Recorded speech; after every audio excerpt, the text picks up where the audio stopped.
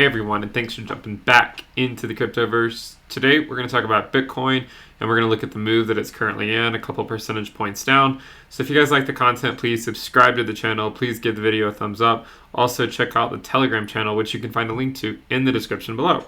So let's go ahead and jump in. So one of the things we've been talking about, right, of course, is the 20-week moving average, right, and needing to hold this as support to maintain our bullish momentum.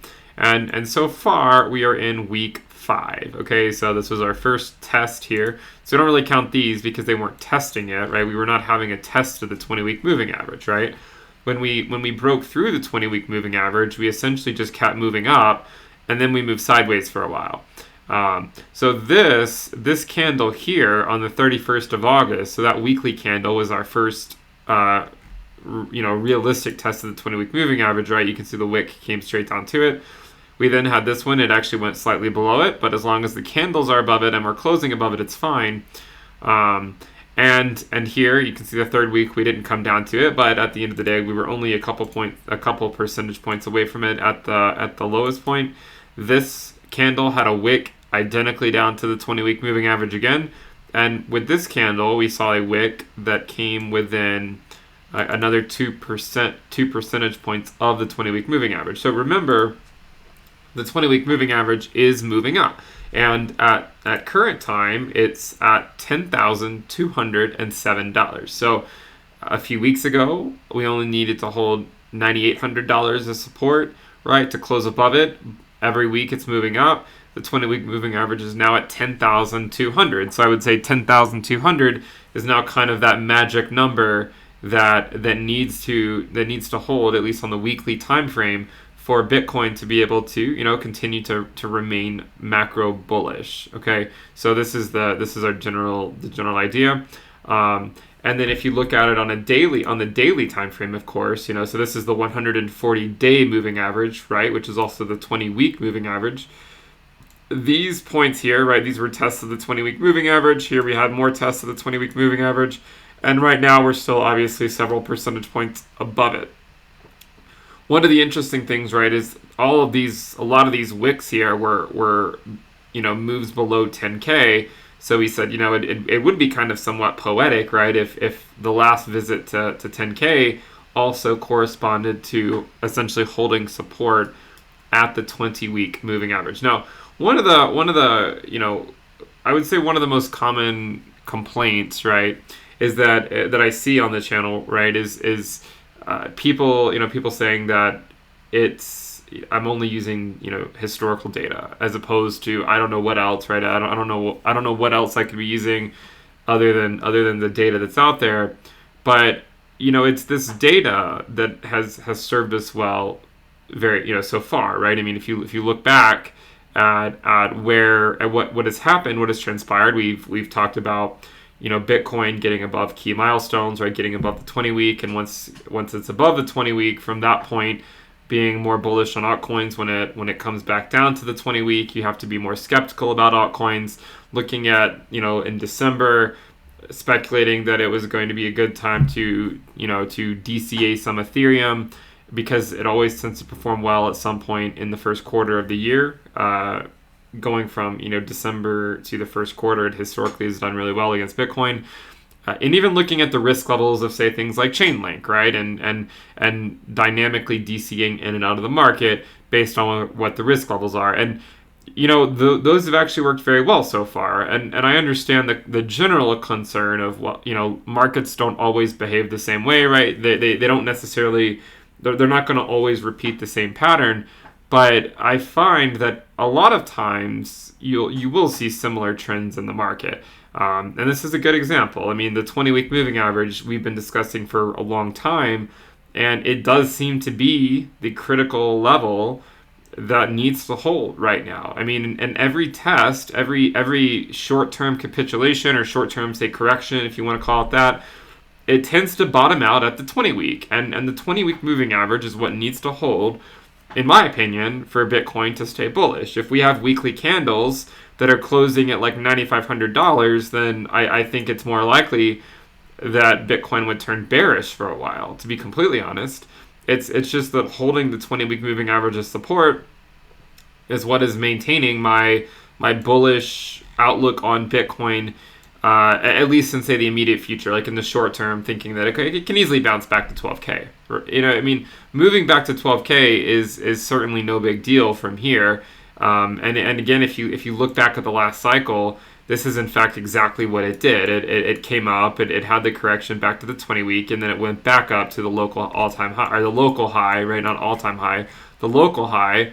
And this is exactly what could play out again. Right? So this is the example as I've showed before, the move to the local top back down to the local bottom, which also corresponded to the 20-week, back to the local top, back to the 20-week, and then going sideways for a while. So again, this is one of those times where in the current market, we've just started testing the 20-week moving average. And if you go back over here and look at the amount of time that we tested the 20-week once we got to it, it was approximately 2 months or so, or 4 months or so, approximately 4 months. So maybe even 4 to 5 months. And subsequent tests of the 20-week did not last as long. I mean, this one was 10 weeks. This one was just a few weeks. So subsequent tests in the market cycle didn't last as long. This was just a couple candles. This was a wick. It was the first test that lasted the longest. So if the general idea is that this test, if it does play out like the last market cycle, then maybe, right, this will be the longest test of the 20-week.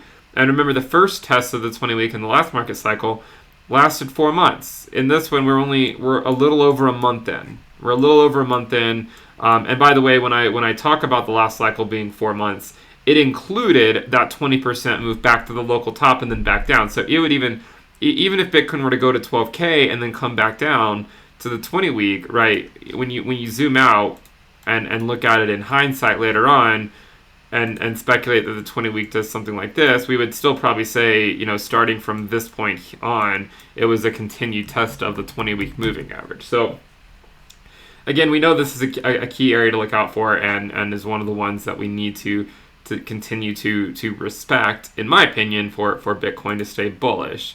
Now, with the recent move today, it's just kind of like a humble reminder again of how risky altcoins can be. When Bitcoin is when it goes above the 20-week, it tends to outperform other coins. When it immediately goes above it, and then when it then gets above it significantly and starts moving sideways, this is when a lot of other coins can perform quite well, as we've seen over the last few months.